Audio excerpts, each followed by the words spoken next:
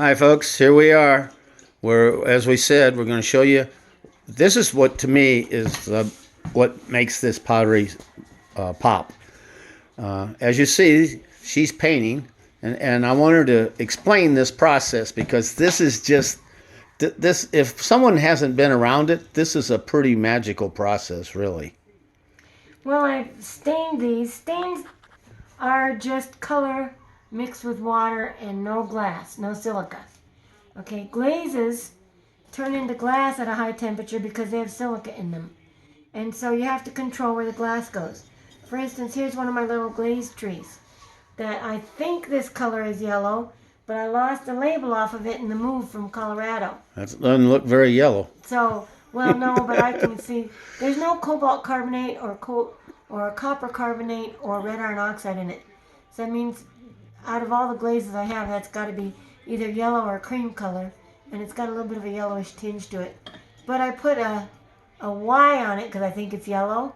Yeah. And I put a Y on the bucket over there. So when will you know what color it really is? When it comes out of the kiln. Okay. But I've used it on this. I put it there. I have a pretty good faith that it's yellow. What are you going to do if it's a purple? Well, it's on flowers. It's around a hummingbird. So I'm thinking it's going to fit. Okay. Okay? Well, So we're hoping you're right. I took the crystal out and glazed it because I want the crystal to kind of reflect what it is. And then I take the glaze and I pour it in and pour it around and pour it out. So these are some of my buckets of glaze here. And I have my own little system where if it's stirred up, you have to keep stirring it because the glaze settles to the bottom. Yeah, somebody I know came in and stirred up a bunch of them for you. Yes, thank you very much. And then, so, you know, as we go, I'm going to get a big work table that helps me organize some of this stuff. But I keep all my stains in here. And, oh, I wanted to show you guys this. This is what a glazed tree looks like that's been glazed. Now, it lost its top because somebody's little kid was playing with all my glazed trees. And so most of my glazed trees don't have a top on them because he dropped them. But on the bottom, I write what the glaze is. Oh, I see. Okay. Okay. And then at the top, I can see what it looks like. And the reason I use a tree is because there's a part where it's deep and it puddles up. There's a part where it's thin. And you can see how it reacts differently in different textures. Yeah, there is a real difference. There is. You know, like this one here. This is cream. Now this one doesn't puddle up much. So that's as important to know as those that do puddle up. Because see, here's the yellow that I think that glaze is. And you can see where it's deep, where it's thicker, and where it's thinner. Around on that side you can see the thin better. Okay. So this just tells me how the colors react. And then if somebody comes in and wants a set of dishes, I can say, okay, do you want blue with yellow? Or do you want brown in with it? And they can get a picture of an idea of the color that... Yeah, they know what the colors are actually going to be. they're going to actually be. Versus, because, you know, that's the one thing that I learned with woodworking. Of course, I don't do it anymore. I refuse to stain wood. I only use the natural finishes. But people would, you know, color. No two people see color alike. Right. Now I want to show you this. This blue is what that glaze is. Really? Yep.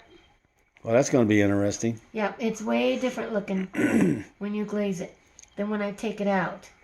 And then I have another one called Forest Green. This is a royal blue. Okay. And then I have a forest green. That's one of your go-to, isn't it? Yeah. I can't find my forest green. I might have lost it in the move. I lost a lot of things in the move. Here's my brown. I have a nice brown. All right, And now, so- I want everybody to understand, she admitted she loses things. Because when I lose things, she tries to act like no one else on this earth loses stuff other than me. No, it's when you lose things, it's my fault. That's the problem. Now comes the fun part. I take these pots outside And I'm going to splatter glaze on them. Okay, and how come we splatter glaze out here? Because I don't want to do it inside the house. Watch out, buddy. How do you do this in the winter? On snow? Really? Yeah.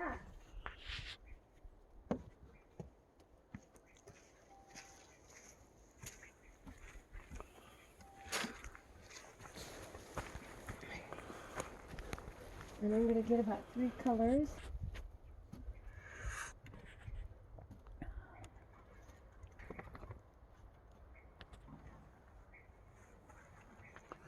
Well, this is going to be very interesting. I'm learning a lot also. I've seen her do a lot of this stuff, but it's been a long time. And I never took as much interest as I am today. So I'm learning as much as everybody else. Way more than some of you. Okay.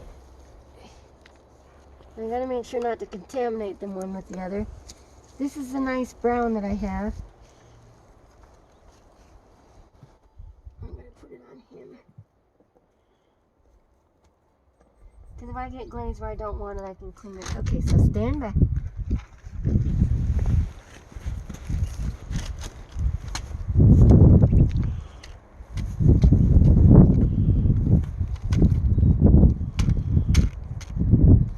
I like the impromptu colors that are going across it.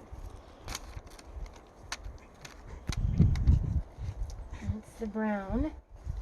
I gotta keep the brushes with it. One of our dogs is giving his opinion on it.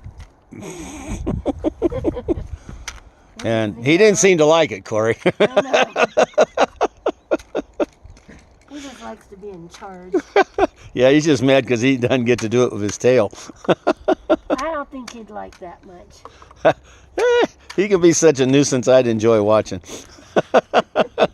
He's a great dog, but he can be he can be a problem. Yes, he can be. Kind of reminds me of his dad. Now, let me go get 2 more colors. Watch it. That's about to fall. What? Your brush.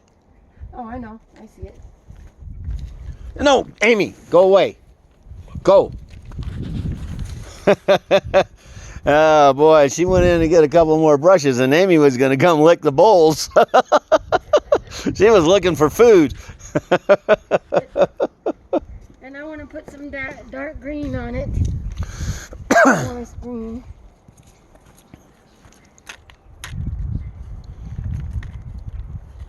Is that what that is? Yep, that's what this is.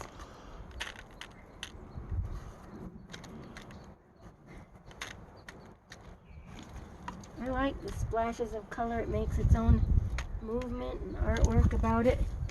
No two are ever the same, as you can tell.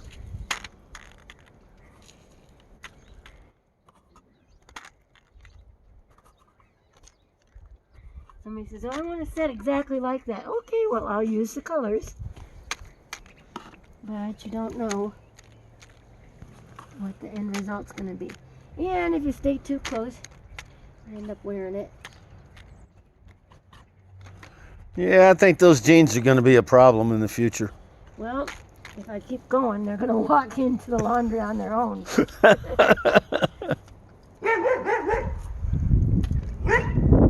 Well, Nick's making sure we're safe while we're doing this. Yes. Thank you, buddy. He's the noisiest dog ever. Where's Amy? Inside. When she saw me throwing these, she left. She's a peace-loving dog, and she doesn't like anything. So, She doesn't like anything looking violent. is that the end of the colors? So this is it. All right. Then I'm going to clean up the bottom so that they don't fuse themselves to the shelf. Because sometimes like this piece here and this one here are too close to the bottom and I need to clean them up. So I'll clean these up and let them warm up a little bit, and then in the morning I'm going to run them in the kiln. All right. I can't wait to see the finished product. Yeah, me too. All right, everybody. Have a great evening. Bye.